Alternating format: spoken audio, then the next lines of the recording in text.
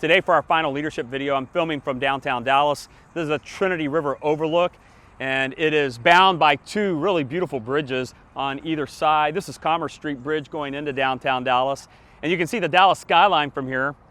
But the reason I'm filming from here is not because of the skyline or the architectural structure of these two bridges, but instead I'm filming because this little building, this office building back here, it looks like an office building, but it in fact is Dawson State Jail.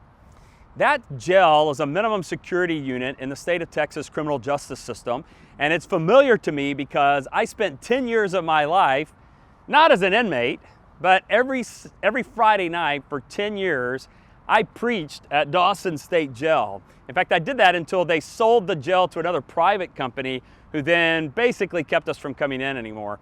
And so for 10 years, I preached every Friday night on the 8th floor of that building. And usually what I did was just teach the Bible line by line, verse by verse. But many of the inmates here were on their second, third, even fourth time through the criminal justice system, usually for fairly minor offenses, non-violent crimes, but they kept getting in trouble. And at times I would, in light of that, take an opportunity to tell them, God is going to give you a second or third or fourth chance here soon. And when you get out of here, you can't return back to your old habits that got you here to begin with. Some of you may need to change your friends. Some of you may need to change your environment. You may need to move. Some of you need to get some training, get a job, get involved in a church. Some of you need to make a radical change so that when you get out, there's a change in your character. And so for this last session of spiritual leadership, one of the things I wanted to talk about is the God of second chances that leads to spiritual and character development. We look in the Bible, there's lots of second chances that God gives people. You consider the failings of individuals like Abraham or Moses or King David. These individuals all had moments where they had serious failings and yet God still used them. But we get into the New Testament and we think about the entire group of the disciples. Here are the individuals that Jesus had pulled together to be his leaders, appointed as apostles for the future of the church. And yet, on the night of his betrayal, they scatter. And Simon Peter himself 3 times says, I don't even know the guy.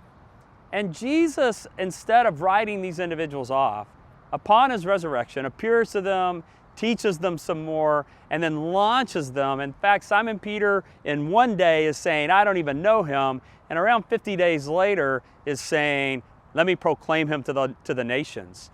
And we see in that Jesus took those failings of the disciples and Simon Peter and used it as a character development for them. So the point of this week's spiritual leadership video is that God is a God of second chances, but those second chances should lead to greater maturity. We don't want to see that whatever our problems now, our sin bents now, our struggles now are the same thing a year from now, that we grow out of them, that we mature out of them. We don't want to be like the individuals that I met so many times in Dawson where they got out for a second chance, saying they wanted a second chance, so excited for a second chance, only to return right back to those old habits. So in the baseball world, for the Mansfield Knights, we're looking not just to have a great baseball team and great baseball players. Really what we're looking for is guys who have great character, who are growing in their character, who also happen to be great baseball players. Our desire is not to have a great baseball team, but to have great character guys who have a part in a great baseball program.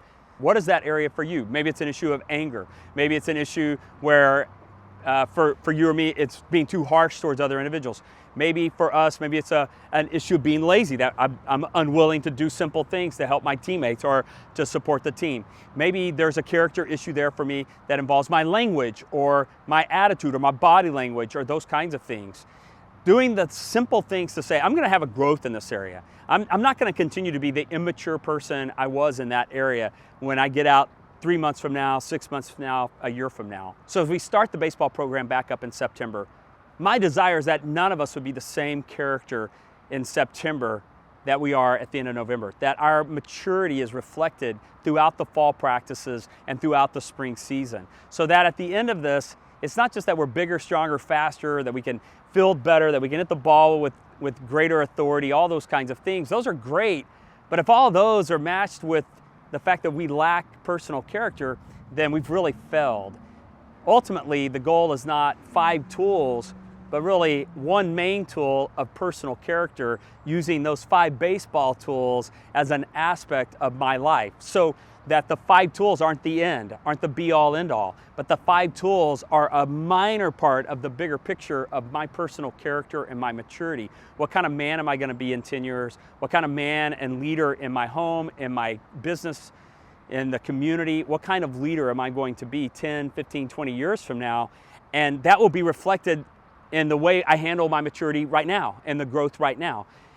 Am I committed to the kind of personal discipline to see growth and maturity right now?